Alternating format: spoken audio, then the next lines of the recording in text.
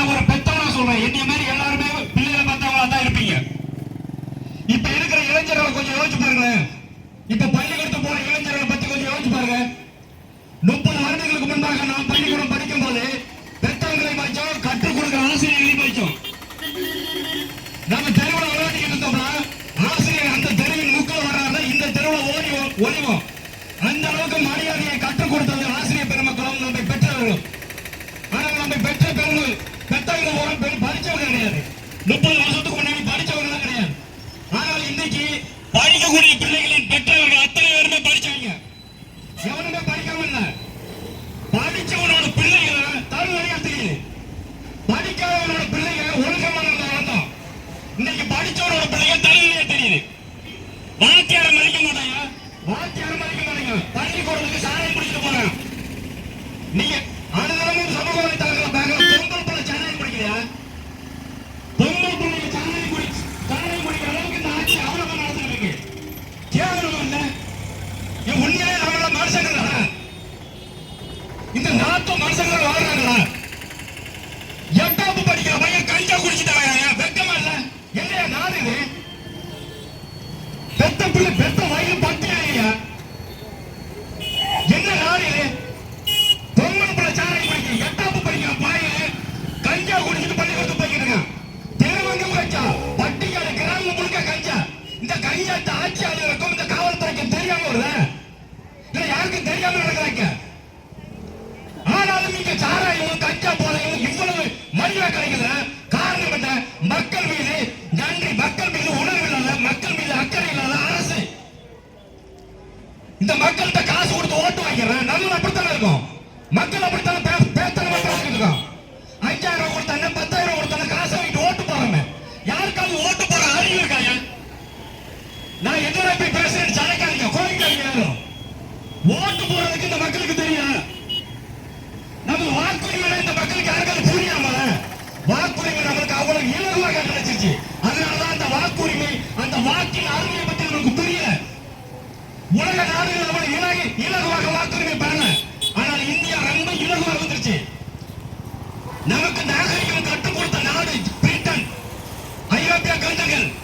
அவங்க 1927 அவங்களுக்கு வாக்குரிமை கிடைச்சது. ஆனாலும் அதற்கு பாரிய போராட்டத்தை இங்க செஞ்சாங்க. இன்னைக்கு உலக வல்லரசு நாடாக இருக்கிற அமெரிக்கா விடுதலை அடையும் போது அங்க இருக்கிற கிறிஸ்தவ வெள்ளைக்காரங்க மட்டும் தான் ஓட்டு போட முடியும்.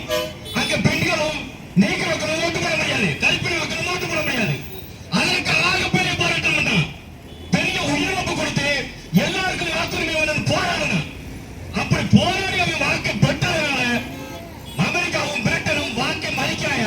அந்த நாட்டில் வாக்கு ஓட்டு போறதுக்கு காசு கொடுத்தா சிறப்பை கண்டிப்பான். ஆனா இங்க என் தெருவில் காசு கொடுக்கல, எனக்கு காசு கொடுக்கல சாட்டிங் போடுறேன். வெக்கமாக நம்மளுக்கு நமக்கு உரிமையா? இப்படி காசு வாங்கி கொண்டு நாம் வாக்கு செலுத்துவதனால்தான் நமது வருங்கால சந்தையினர் தோலையில் நிற்காங்க. அவன் பள்ளிக்கூடம் பாரு, நல்ல பாருங்க. சாத்தூர் இந்த பஸ் ஸ்டாண்டு பின்னாடி இருக்கிற அந்த டாஸ்மாக், அந்த சாராய கடை, அந்த சாராய கடை சுத்தி 3 பள்ளிக்கூடம் இருக்கா இல்லையா? அதுவும் பொம்பளை பிள்ளைங்க படிக்க பள்ளிக்கூடம். இங்க சாத்தூர்ல எல்லாருமே நம்மள மக்கள் தானே, எல்லாரும் பிள்ளை பத்தாங்க. நம்ம பிள்ளை அந்த படிக்குது. அங்களுக்குள்ள சாராயம் குடிக்க அங்க போகிற தள்ளாடும் போது நம்ம பிள்ளைங்க முகம் சொல்லிட்டு வரும்போது பெத்தவங்க இருக்கிற நம்மளுக்கு வயிறு ஏறிய வேண்டாம். இந்த நேரத்தை டாஸ்மாக் அடிச்சு உடஞ்சிக்க வேண்டாம். ஆனாலும் ஒரு நேரத்தை டாஸ்மாக் ஓடிக்கிட்டு இருக்குது. எப்படி நாங்கள் வந்தால் மதுவை ஓடிப்போம் சொல்ற அந்த திராவிட நம்ம அசிங்கமும் பேசக்கூடாது நினைக்கிறேன். அந்த கட்சிக்காரங்க பாருங்க நீசுக்கிறாங்க. என்னடா உங்க கொள்கை?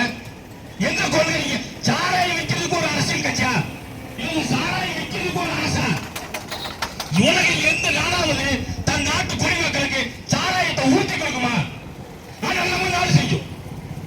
அப்படி சாராயத்தை ஊற்றி கொடுக்கிற சாராய வியாபாரிக்கு 1000 2000 வாங்கி கொண்டு ஓட்ட போடுறாங்க. இனிச்சாத்தம் மக்களுக்கு வரேன். அதனால எல்லாமே செய்வான். கொஞ்சமாக யோசிச்சு பாருங்க. இப்ப கையா இப்ப நாட்டில் நடக்கிற, தமிழ்நாட்டில் நடக்கிற எல்லா குற்றங்களுக்கும் காரணம் போதையால். இப்ப சமீபம் நீங்க பாக்கீங்க இல்லையா? இந்த 2 வார காலத்தில் மட்டுமே 12 பெண்களுக்கு மேல கர்ப்ப நடந்துட்டு இருக்காங்க. நடக்கல இல்லையா? அனுதினமும் தொலைக்காட்சியில பாக்குறீங்களா இல்லையா? பச்சை பிள்ளைல இருந்து 60 வயசு கேள்வி வரைக்கும் அப்படி என்ன உங்களுக்கு புத்தி இது? என்ன கல்வி முறை இது? பெண்ணை பாதுகாக்க தெரியாத சமூகம் என்ன சமூகம் இது? ஒரு பெண் தனியா நடந்து போக பயப்படுற இந்த சமூகம் உண்மையிலே நல்ல சமூகமா? ஒரு ஆம்பளை என்ன அர்த்தம்? எத்தனை ஆம்பளைகள் இருந்தாலும் சரி, அதுக்கு மத்தியில் ஒரு பெண் தன்னை தனியா ஒத்தில தைரியம் இருந்தானே அவனை பாதுகாக்கிறான் பத்தியா? அவன் தான் ஆம்பளை. ஒரு ஆம்பளை பார்த்து பொம்பளை பயப்படுறாயா? 8 மணிக்கு மேல நைட்டு ஒத்தையில போன இல்ல பகல்ல ஒத்தையில போன இவன் என்ன செய்வானா அவன் என்ன செய்வானா இப்படி பயந்து பயந்து பொம்பளைய தெருவில் நடந்துறாங்களே. என்ன நம்மள ஆம்பளைய நம்ம வீட்டு பிள்ளை பிள்ளைய போய் இப்படி நடந்து நம்ம விடுவோம்? ஆனா இந்த அளவுக்கு இவ்வளவு மோசமா நடக்கிற காரணம் என்னன்னா, நாட்டில் இருக்கிற அரசாங்கம், இந்த அரசாங்கத்தை நடத்துகிற ஆட்சியாளர், இந்த ஆட்சியாளருக்கு மக்கள் மீது எந்த விதமான அக்கறையும் கிடையாது. அவங்களுக்கு அக்கறை இருந்தா இந்த மாதிரியான கொடுமைகள் எல்லாம் நடக்காது. உண்மையிலே சொல்றேன், இந்த பச்சை பிள்ளைகள் சாராயம் குடிச்சிட்டு இப்படியா தெருவில் அலையாதியா? சமூக வலைதளங்களை பாருங்க, பள்ளிக்கூடத்துக்கு போற பிள்ளைங்க 11ஆம் 12ஆம் படிக்கிற பொம்பளை பிள்ளைங்க ஆத்தக்கரையில உட்காந்துக்கிட்டு சரக்கு அடிச்சுட்டு பள்ளிக்கூடத்துக்கு அவ்வளவு போதையில தள்ளாடி போகுது. இதனால இந்த நாட்டில் எங்கேயோ ஒரு மூலையில நடக்குதுன்னு நினைக்காதீங்க. இந்த சம்பவம் எல்லா பகுதியிலும் நடந்துட்டு இருக்கு. நம்ம வீட்டில் இருக்கிற பிள்ளைகளும் நாம கண்காணிச்சு வளர்க்கணும்.